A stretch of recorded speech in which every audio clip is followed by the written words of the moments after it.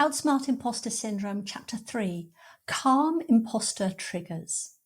James would happily give a talk to 1,000 people in a big company meeting, but he would get anxious about presenting to 12 people in the board meeting. His colleague Renee was the exact opposite and found that the larger the audience, the larger the stress. Although this was a standing joke between them, it illustrates how personal and individual your imposter syndrome experience is. Imposter feelings can come and go depending on the situation. But when you can identify triggers in your environment that set off your nervous system, then you're able to create a proactive plan to manage them. Certain activities activate your nervous system because your amygdala has considered them a threat, as we saw in the previous chapter. This is how your system is supposed to work if the danger were a real threat. And it's how human physiology has always worked.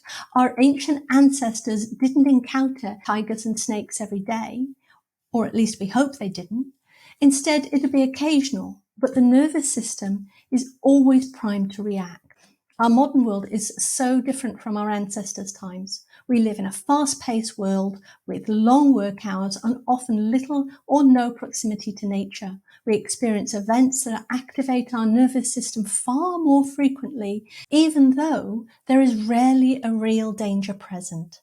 This repeated physiological stress drives imposter behaviors, which we'll cover in the next chapter, and reinforces imposter syndrome thoughts, so the cycle of symptoms continues.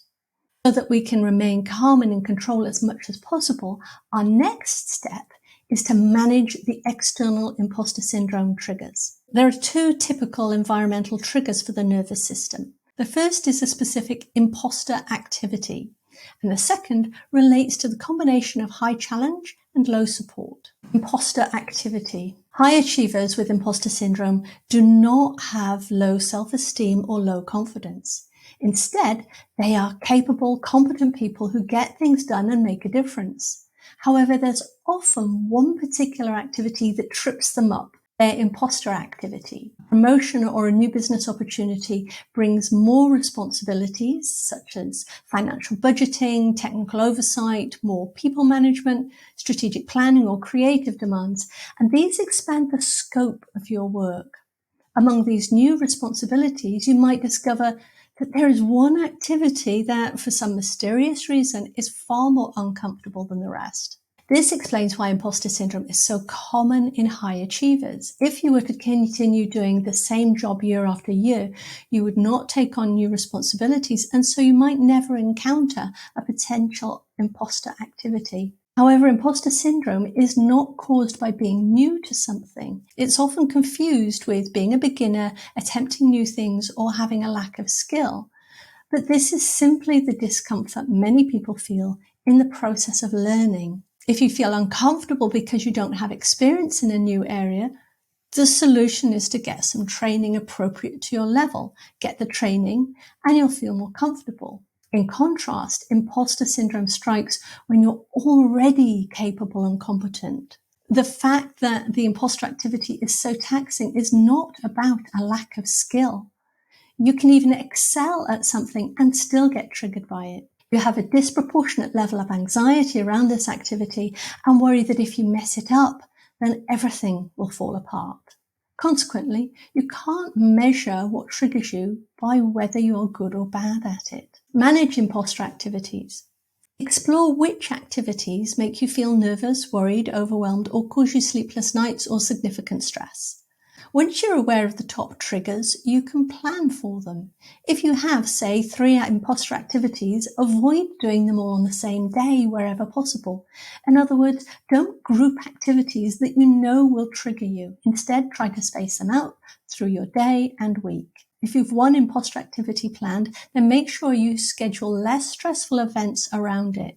If you schedule imposter activities with the goal of staying calm, then you can regulate your nervous system better. Being calm, in turn, makes you less susceptible to the imposter activity triggering you in the first place. Particularly now that many people work from home and many meetings are conducted online, your calendar can easily become full of back-to-back meetings. This does not allow you time to take a break or calm down between them, so your stress can accumulate from meeting to meeting. You become less able to perform at your best, and the cumulative stress can build to overwhelm. To counter this, scheduling short breaks between meetings can work wonders. Furthermore, you can carve out time for regulating your nervous system to a calmer baseline ahead of the imposter activity. If you're about to go into a meeting that you know will be triggering, for example, do everything you can to relax and de-stress before it starts. Use the powerful neuroregulation techniques described in Chapter 2 to achieve this. Similarly, if you've just had a situation trigger your nervous system, do whatever you can to calm down quickly afterwards to avoid carrying the stress on to the next event. Taking a minute to slow your breathing and relaxing your muscles can be more helpful than you might expect. Circumstances. The other major external trigger for imposter syndrome involves situations that combine high levels of challenge with low levels of support. Smart management of imposter syndrome must include tracking and adjusting the amount of challenge and support on an ongoing basis. Challenge. Challenge is a neutral word, neither good nor bad. It can be the adventure of a difficult task and an opportunity to stretch ourselves to see how much we can achieve.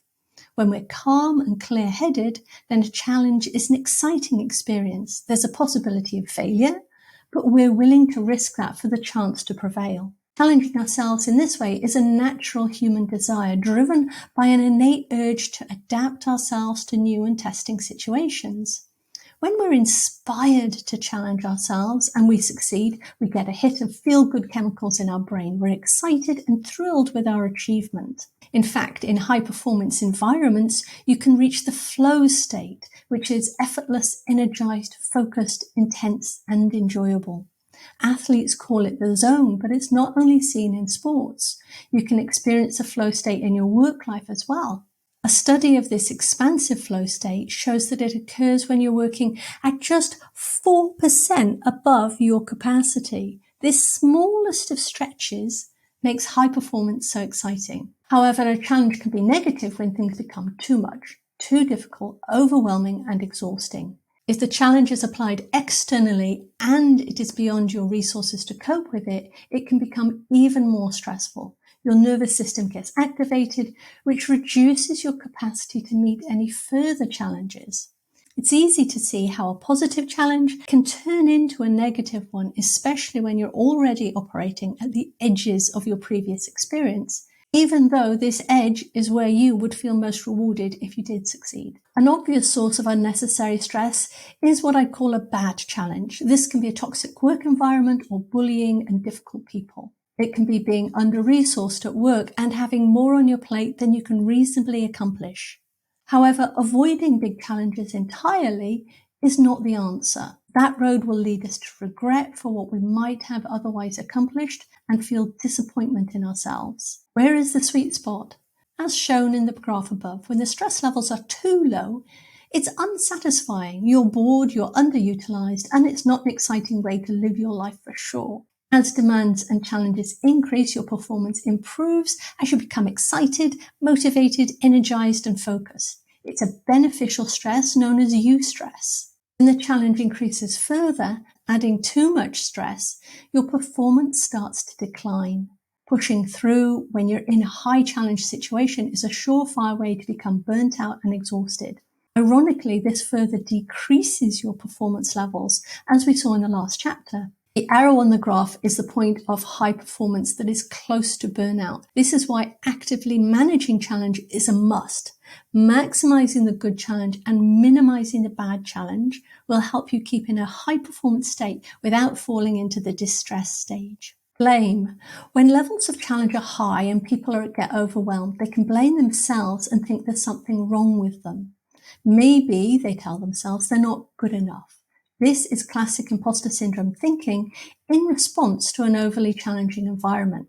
It can lead to a downward spiral in energy and mood. A similar mistake can be blaming other people or the job itself for our low energy and mood, when the real cause of stress is that we're overwhelmed with workload and our challenge levels are descending into distress. Saeed was an executive in one of the big 4 professional services companies. He was overwhelmed, burnt out, and unhappy despite all his achievements and great performance. He blamed himself and decided that maybe he wasn't cut out for the corporate life. As a result, he quit and became an independent consultant.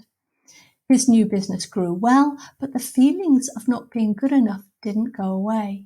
Saeed still felt like a fraud. He realized then that the culprit was not his work environment at all, past or present, but imposter syndrome. Once he understood this, Saeed stopped blaming his work or himself and set about solving the real problem, which is imposter syndrome. Toxic environment. Sometimes the bad challenge we experience is a toxic workplace. This may be an environment where people actively work against us, are hostile or critical, and may include bullying and intimidation. Not only are they criticizing, but they're doing it in an angry, aggressive way. Resentment and even sabotage may be present in the work environment too. A toxic workplace can also be due to the company culture itself. It can come from any person, a boss, a colleague, our team members, the support staff, suppliers, or customers. First and foremost, if you're in a toxic work environment, seek all the help and support you can find. I also recommend doing what you can to change the dysfunction in the workplace. Report it, talk about it, and explore solutions. If change is not possible, then leaving a toxic environment can be the wisest decision. Feeling trapped in any situation is stressful, but feeling trapped in a toxic environment will likely remain a never-ending cause of stress. Even when you develop the ability to handle a toxic workplace, changing your work environment may still be a good move. You are worthy of a pleasant and supportive workplace, and you always have a choice. Challenges and the nervous system. Many high achievers use a form of focus called compartmentalization to deal with stress. Compartmentalization is shutting out distracting thoughts, feelings, and memories and paying attention only to the matter at hand. This is a valuable technique in an emergency where taking fast action is paramount. Misapplied, however, compartmentalization becomes unhelpful or destructive. Since it is the active suppression of thoughts and feelings, it's detrimental on a long-term routine basis because it does not reduce the levels of stress and discomfort. Say, for example, you have an argument with your partner that's unresolved before you leave for work one morning. When you get into work, you deliberately compartmentalize it so that you're no longer thinking about the argument and can focus on work. But whether you're aware of it or not, the residual anger or hurt has triggered your nervous system. This will subconsciously color everything you do, influencing your interactions with the people around you. If something goes wrong later that day, compartmentalization will cause you to look for the root of the stress at work. If you can't see any stress at work, the mystery can be solved by thinking that maybe it's you. Maybe your qualities or personal characteristics aren't up to the job. This self-doubt about your ability to fulfill your role is imposter syndrome triggered by suppressed stress from home. Whether the influence is a one-off event, for example, an argument, or a repeating stressor like a relationship deteriorating, every experience we have affects and informs every other. We are not different people when we play different roles. We bring our whole selves to all parts of our lives. This is especially true when it comes to nervous system activation, which makes managing challenge essential. Track challenge. You may not always notice the level of challenge changing unless you pay close attention. A good analogy is if you're an accomplished runner but have a sprained ankle. Circumstances have changed, so of course you're not going to be running at your best. The expectation that we should always deliver the same results regardless of circumstances is unrealistic and ignores the influence of the environment around us. Underlying this is the fear of making a mistake, not being good enough, or doing something wrong. That is imposter syndrome thinking. We want to be able to deliver consistent high performance and achieve our best every day, but we can only get that by tracking and balancing our challenge and support on a continual, responsive basis. Managing all challenges. Stress is cumulative regardless of the source. There will be events and challenges outside of work that add to your overall stress, which later impacts your performance at work. Managing your challenges well means reducing the unnecessary ones in every area of your life, leaving you fully able to meet the good, exciting ones with energy and relish. Look to reduce challenge in areas such as work, relationships, finances, logistics such as household chores and taking the kids to school, dependence, your health, hobbies, and one-off events. Consider each area of your life and see where you can decrease or remove any unnecessary challenge. If you don't enjoy mowing your lawn and it brings you down or feels like drudgery, then you can remove that challenge by replacing the lawn with low-maintenance, hard landscaping, for example. By removing simple chores and small stresses that sap your energy and drain your time, you reduce your overall challenge on a regular basis. This frees you up to focus your time and energy on areas that are meaningful for you. A frequent work challenge for high performers, executives, and entrepreneurs is simply having too much to do. The not enough time challenge. Additionally, a typical imposter syndrome pattern is a reluctance to ask for help or to say no. You might be uncomfortable sharing that your workload is too much because you feel like it's admitting a personal weakness or that you're somehow failing. Managing the time challenge can be as simple as reviewing priorities. For example, you've got 3 big projects on, you've been given a 4th. Which one is the most important? Negotiating the deadlines and the priorities can be an easy win if you haven't already been doing that. You may make promises that you don't have the capacity in your working day to deliver, so work creeps into your personal time.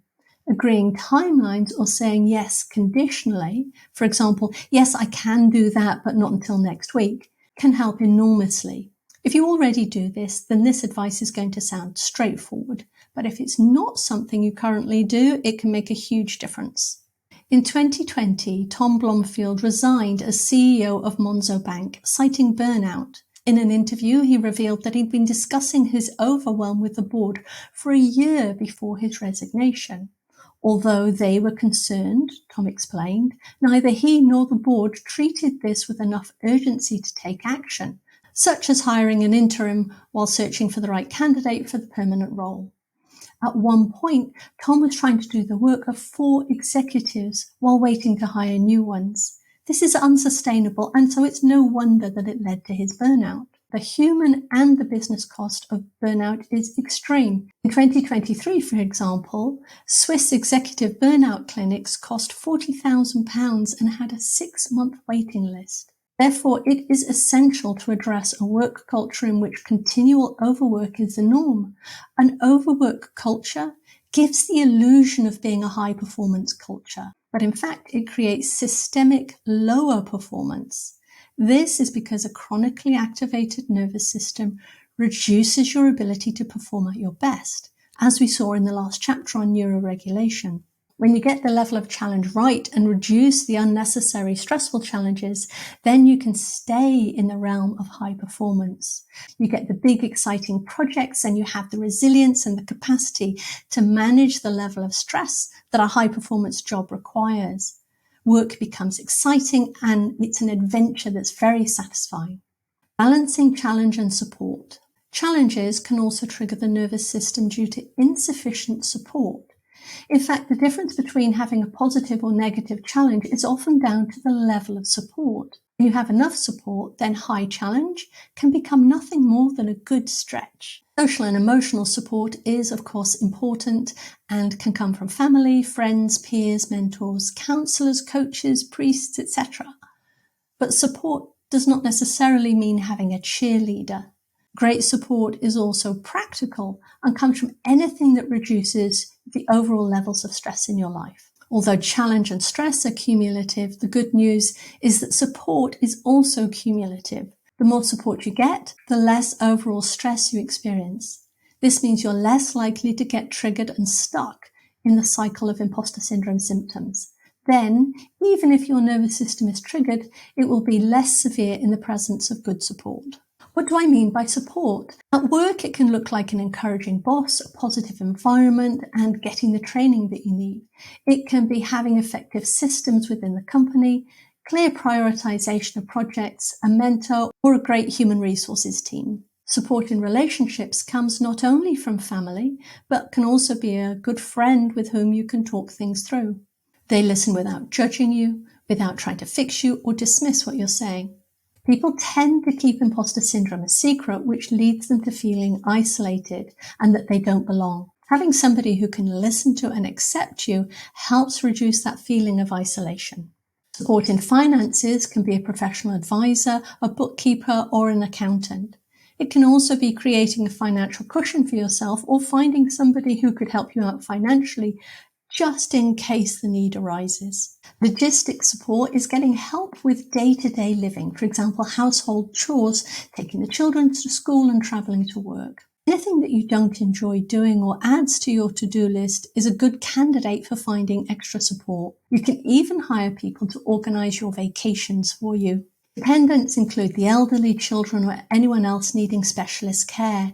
Here, support can be as simple as getting a tutor for a child or a regular babysitter. It can also be accessing community care facilities, daytime activity centres, and support groups. Support around your health can include going to the doctor for a checkup, getting a physical therapist or training coach, or seeing a nutritionist. Support around your hobbies and pastimes can be retreats, training courses, local groups and programs. There are one-off events, such as a court case, that happen throughout life and can be highly stressful, so get as much support here as you can. This includes somebody to talk things through on a personal level, as well as sound professional advice. Prioritize support. It's not a nice to have, and it's not cheerleading. The more quality support you receive, the more resilient you will be, and the less imposter syndrome and all its related stress will affect you. The examples I've shared may seem like small things, but when you're operating in a high challenge environment, every bit of support that reduces your stress can make the difference between the challenge being positive or negative. Of course, the greater the challenge you take on, the more support you'll need to stay on the positive side of the line. When you have the right support to balance the challenge, you'll feel energized and excited in a high-performance role. This is when you are in your best position to achieve your peak potential. Does imposter syndrome go away by itself? I often hear people say, I had imposter syndrome, but it just went away. We've seen in this chapter that circumstances trigger imposter syndrome, so it makes sense that when these circumstances improve, the triggers reduce, and so the imposter syndrome can appear to go away all by itself. However, new triggering circumstances can pop up at any time and cause the self-doubt and imposter behaviors to come roaring back. In reality, the imposter syndrome has not gone away. It's simply a repeating pattern. Another situation where imposter syndrome appears to go away all by itself is when people lower their sights and avoid a challenging role or promotion that might trigger it. Avoiding what you know you're capable of reinforces the belief that you're not good enough. It even seems to prove it. Unfortunately, playing it small can lead to deep dissatisfaction and regret. Looking back on your life, you'll know that you were capable of so much more and have missed significant opportunities to progress and grow. Harm triggers. Once you've identified your imposter triggers, managed your time and your stress levels, reduced unnecessary challenges, and increased support, your nervous system will get activated less often. As a result, you will feel calmer and lighter on a day-to-day basis. Taking control of your environment like this reduces the impact of imposter triggers. However, in life, many things remain outside of your control. These too can trigger imposter syndrome and your nervous system response. Unconsciously, your mind drives you to cope with this physiological stress by trying to do something about it. As a result, you begin imposter behaviors in an automatic attempt to protect yourself from the stress or to try to outperform the situation. In the next chapter, we'll look at these imposter behaviors, seeing why they're an issue and how you can relax them.